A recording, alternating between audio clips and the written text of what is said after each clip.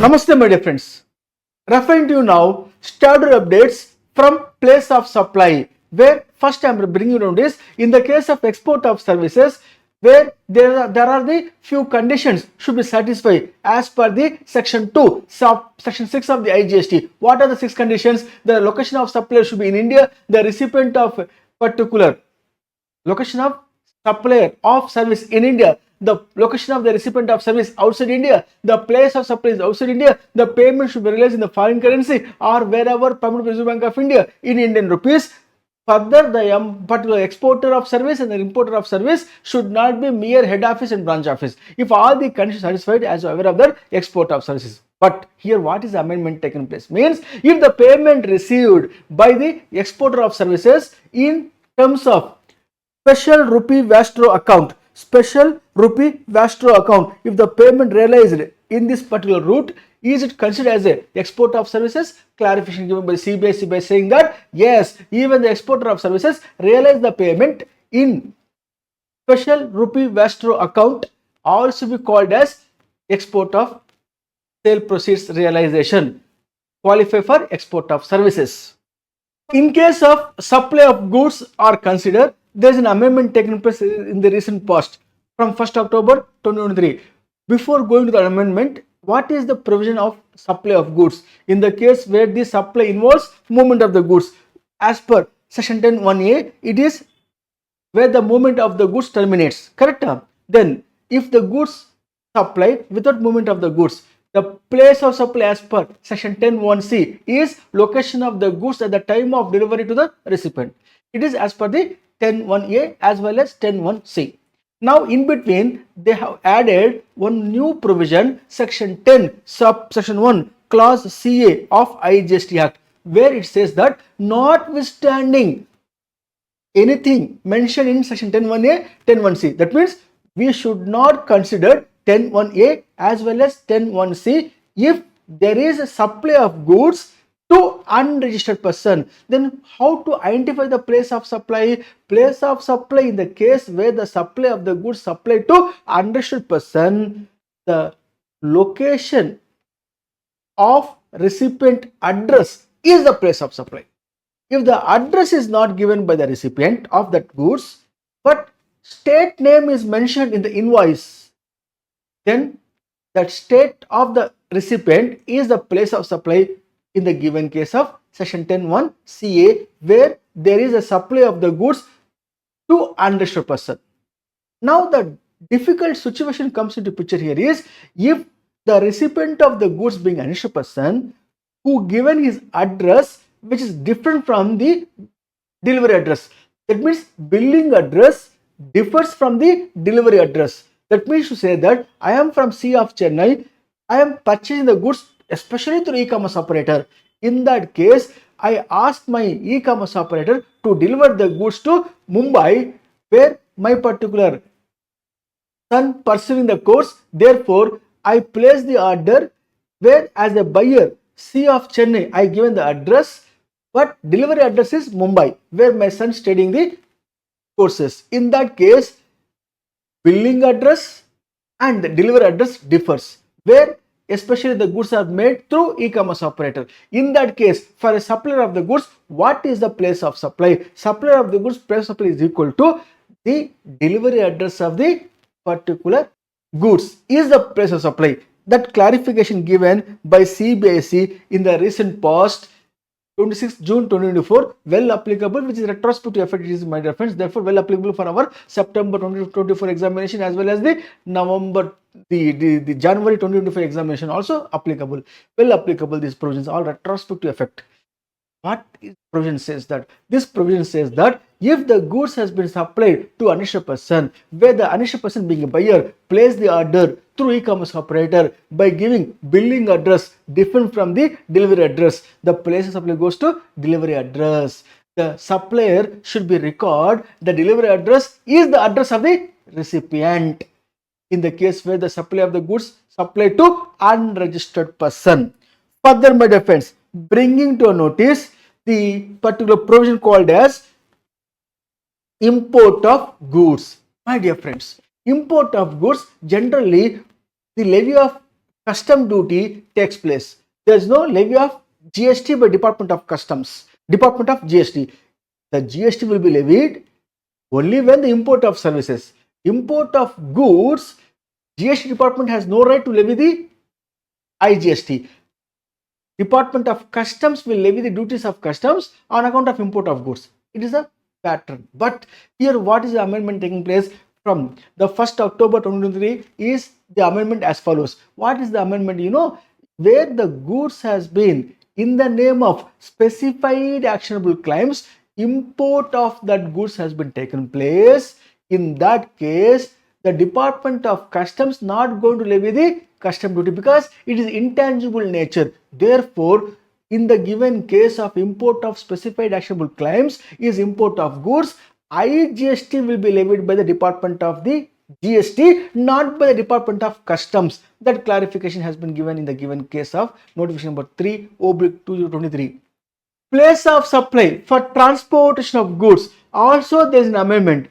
There is a section 12, section 8 of the IGST where transportation of goods is considered. The location of the recipient is the place of supply if the recipient is a registered person. If the recipient is an unregistered person, in that case, the place of supply goes to where the goods are handed over to transporter for its transportation is the place of supply, as you are aware of that. Now, in the given case, what amendment taking place means, prior to 1st October 2023, if the goods are destined outside India, the place of supply also goes to outside India. In the given case, that provision is omitted, meaning thereby, if the goods are destinated even to outside India, in that case, place of supply cannot be outside India. Where section 12 section 8 comes into picture. When section 12(8) will come into picture, when there is a location of supplier of service of transportation of goods as well as location of recipient of service from India. In that case, if the goods alone destined outside India, the place of supply cannot be outside India from 1st October 2023 is an amendment. Then what is the place of supply for the supply of goods?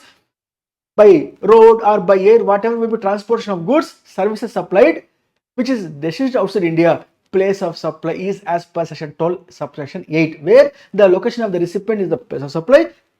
If the recipient is a registered person, if the recipient is unregistered person, where the goods are handed over to the transporter for its transportation is a place of supply. Now I am bringing you the notice in the given case on simplified numeric example. Just look and understand here. Mr. X registered person under the GST who is an exporter of the goods located in West Bengal, exported the goods to Mr. Y, Singapore, who is importer of the goods.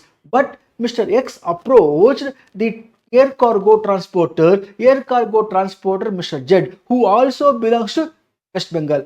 Air cargo operator Mr. Z is from Bengal, transporting the goods of Mr. X from West Bengal to Singapore. In that case, location of supplier of service Mr. Z in West Bengal, location of recipient of service Mr. X also in West Bengal. In that case, as per section 12 subsection 8 of the IGST Act, if the recipient registered person, location of the recipient is the place of supply. Obviously, in the given case, I mentioned X is located in the West Bengal, who is a registered person in GST law. In that case, for Mr. Z, who supply the transportation of goods services to outside India, place of supply is the location of the recipient, not the outside India, is an amendment. Mr. Z is a transporter located in West Bengal. Place of supply goes to location of the recipient if the recipient is a registered person, also West Bengal. It is an intrastate supply liable to pay CGST, AGST by Mr. Z, air cargo operator. Further, my dear friends, here I am bringing a notice in the given case, place of supply in case of supply of services in respect of advertising sector, clarification given by the CBSE, which is very important from the exam point of view. So how we should be present? I will presenting this in a simplified diagrammatic presentation is as follows. In the given case, what type of supply it is, what type of provision will apply to decide the place of supply. If you refer, my dear friends, in the given case, I am going to present here for a kind consideration as follows. A situation. Mudra Private Limited advertising agency. They are from Hyderabad, recipient of service. What type of service they are receiving? From Ravi Limited, vendor, who is a supplier of service. What type of service Mr. or Mrs. Ravi Limited provide to Mudra? Here, look here. See, this particular building, owned by Ravi Limited, and Ravi Limited also owned this particular hoarding. The advertisement hoarding is there, na? This hoarding also owned by Ravi Limited. So Ravi Limited being a vendor means supplier of service. What type of services? To permit the advertising agencies to advertise the products or services of their client on hoarding. Now, this property as well as hoardings belongs to whom? Ravi Limited. So, right to use the hoardings on their own property is given by Ravi Limited to Mudra Private Limited, advertising agency, to advertise the products or services of the clients of the Mudra Private Limited. In the given case, Mudra Private Limited paying the amount to Ravi Limited. Now, in the given case, it is to be falls under the category of section 12 subsection 2 as a default provision to decide the place of supply under GST, or is it section 12 subsection 3 clause A, where the immovable property is used to provide the services?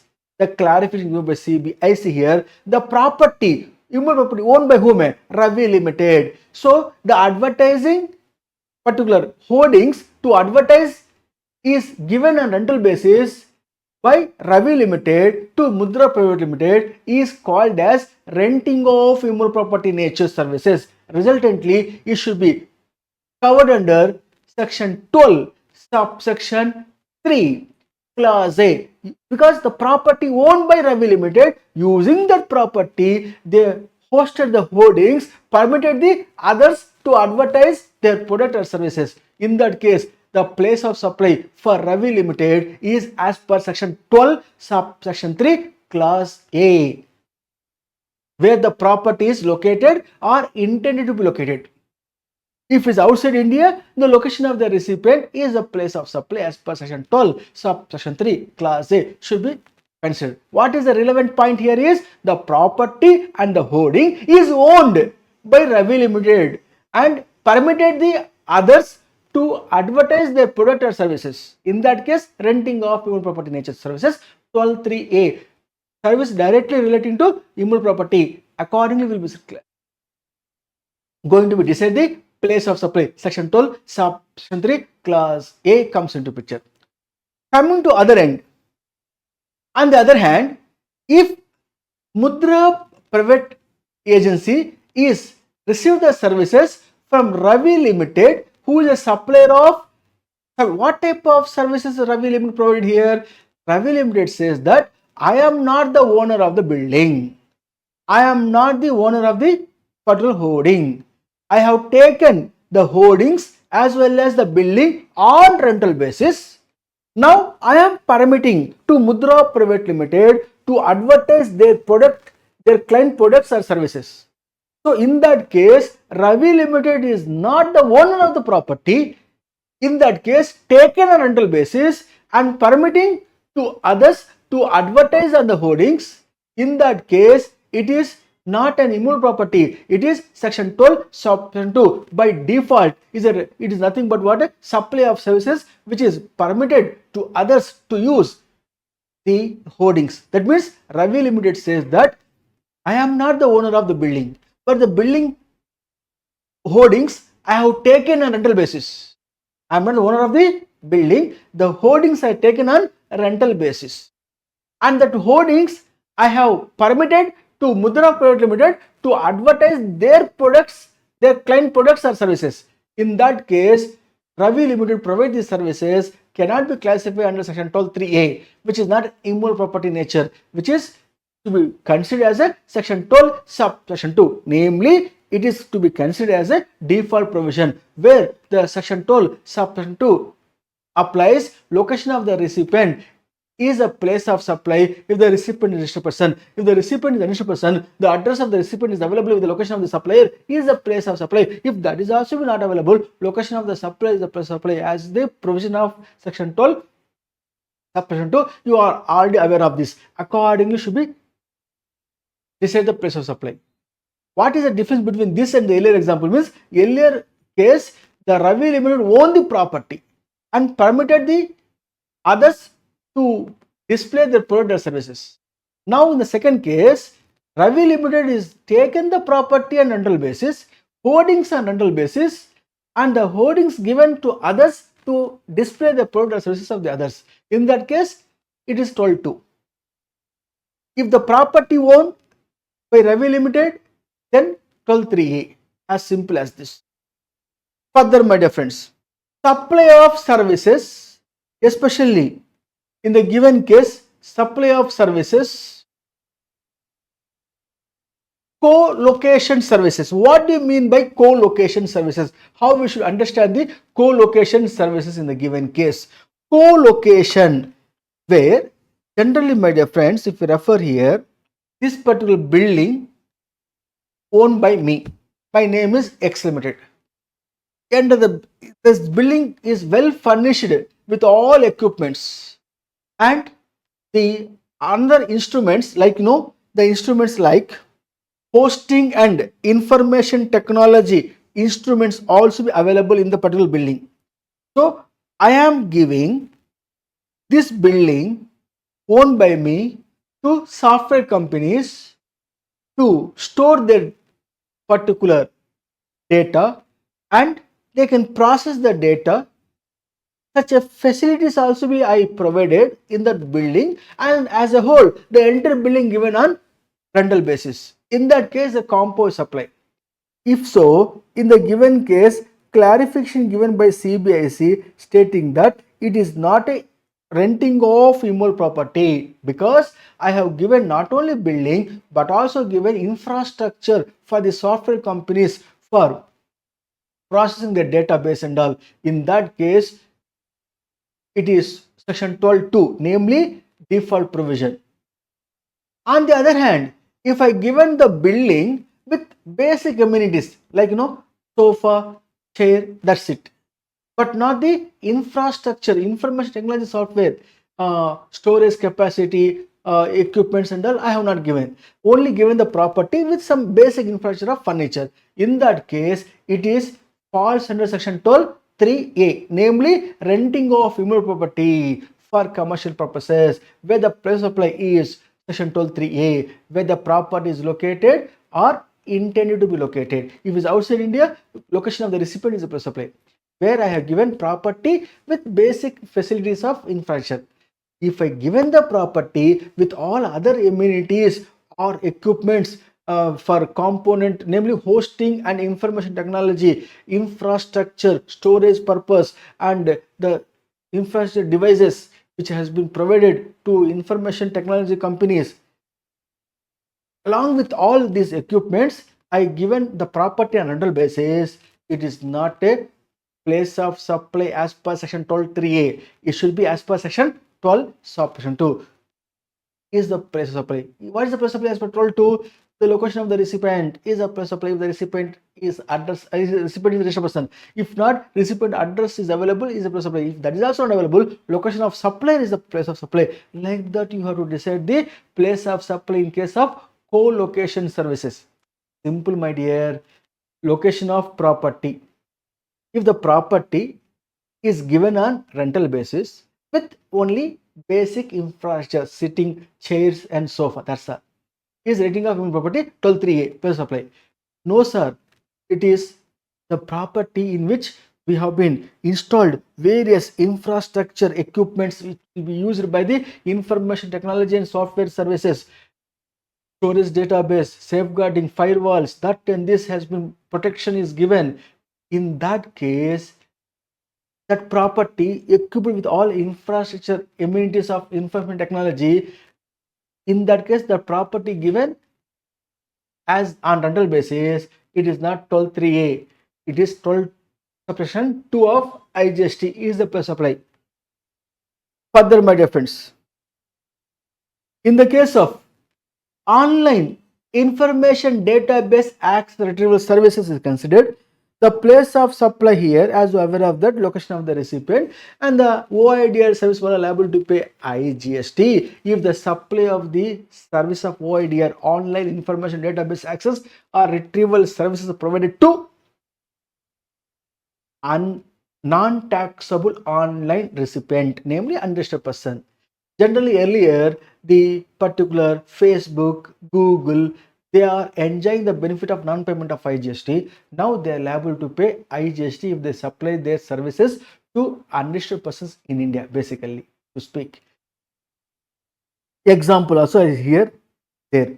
Online information database access or retrieval services where the imported from Google and Facebook by Mr. Rahim, unregistered person, located in tax subsidiary for rupees 20,000 on 1st January 2024. Is it subject to GST? Yes, it is. IGST will be levied. Who liable to pay IGST? OIDR wala liable to pay GST being a supplier because the transaction of B2C nature. That's why.